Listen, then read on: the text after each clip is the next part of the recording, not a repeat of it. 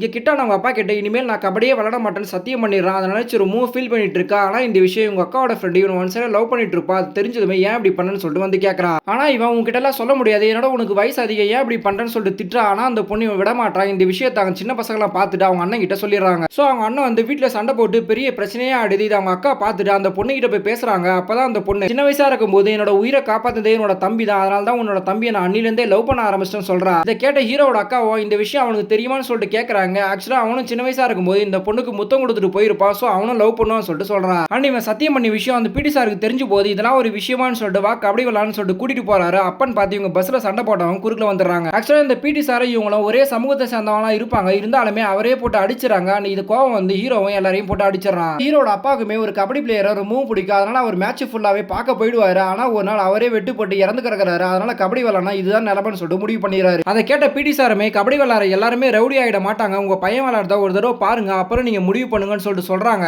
So ஹீரோவை இந்த ஊர் டீம்ல சேர்த்துக்க மாட்டாங்கன்னு இவனே ஒரு டீமை உருவாக்கி அவங்க அப்பா இதுல விளையாட ஆரம்பிக்கிறான். அப்ப இவன் விளையாடுறத பார்த்ததுமே தான் இவங்க அப்பாக்கு இனிமேல் இவன் கபடி விளையாடுன்னு சொல்லிட்டு முடிவு பண்றாரு. அதே டைம்ல இந்த ஊர் மக்களுமே இதை பார்த்துட்டு இவனை எதுக்கு மெயின் டீம்ல விளையாட விட மாட்டீங்கன்னு சொல்லிட்டு கேட்கறாங்க. அப்பதான் இதுக்கெல்லாம் காரணம் இந்த பொண்ணோட அண்ணன் தான் தெரிய வருது. சோ அவன் என்ன சொல்றது நம்மளே சேர்த்துக்கலாம்னு சொல்லிட்டு மெயின் டீம்ல ஜாயின் பண்ணிடுறாங்க. ஆனா ஒரு நாள் இவன் டோர்னமெண்ட்டுக்கு அவங்க அப்பா கூட போறான். அப்பன்னு பார்த்து ரெண்டு பெரிய தலைங்க எப்பவுமே சண்டை போட்டுட்டு இருப்பாங்க. அப்ப ஹீரோட ஊருக்கு சப்போர்ட் பண்றவரை போட்டதில் ட்ரை பண்ணி உயிர் போற நிலைமையில சீரியஸா ஹாஸ்பிட்டல் சேர்க்கறாங்க. இந்த விஷயம் அவங்க அப்பாவுக்கு தெரிஞ்சு ஹீரோ வாங்க வந்து கூட்டிட்டு போறாரு. ஆனா போற வேலை இவங்க பஸ்ல போகும்போது சண்டை போட குரூப் இவங்களை பார்த்துட்டு சண்டை போட ஆரம்பிச்சாங்க. அப்ப ஹீரோட கையை உடைச்சிட்டாங்க வந்து கிளம்பிடுறாங்க. சோ இப்ப எல்லாமே முடிஞ்சதுன்னு ரொம்பவும் ஃபீல் பண்ணி உட்காந்துட்டு இருக்கா. அப்பன்னு பார்த்து பிடி சார் இவங்க அப்பா இவங்க அக்கான்னு சொல்லிட்டு உன்னால முடியும்னு சொல்லிட்டு ஒத்தகையிலே ஆட ஆரம்பிக்கிறான். அவ பக்கத்து ஊரை சேர்ந்த பெரிய தலைவர் ஒருத்தர் பெரிய டோர்னமெண்ட் நடத்துறாரு. அதுலயும் ஹீரோ கலந்துக்கிட்டு ஒத்தகையிலே விளையாட ஆரம்பிக்கிறார். ஆக்சுவலா இவரு கபடின்னு வந்துட்டான் ஜாதி பார்க்காம பழக ஆரம்பிக்கிறாரு. சோ ஹீரோவுமே நல்லா விளையாடுறா. அதனால இவன் நம்ம டீம்லயே சேர்த்துக்கலாம்னு சொல்றாங்க. அப்பா கிட்ட கேட்கறாங்க. இதை கேட்டதுமே தயங்கி இதனால ஊர்ல பிரச்சனை எல்லாம் வந்துடும் சொல்லிட்டு ஃபீல் பண்றாரு. ஆனா இவர் உங்க பையனை கபடி விளையாட ஒரே ஒரு காரணத்துக்காக மட்டும் தான் கூப்பிடுறா. இதெல்லாம் எந்த பிரச்சனையும் வராதுன்னு சொல்லிட்டு வாக்குறுதி கொடுக்குறாரு. ஆனா இவன் கையை உடைச்சவங்களா இனிமேல் இவன் மேல கையை வைக்க கூடாதுன்னு சொல்லிட்டு மிரட்டி பிரச்சனையை சால்வ் பண்ணி விட்டு கபடிக்காக மட்டுமே அவர் டீம்ல சேர்த்து விளையாட வைக்கிறாரு.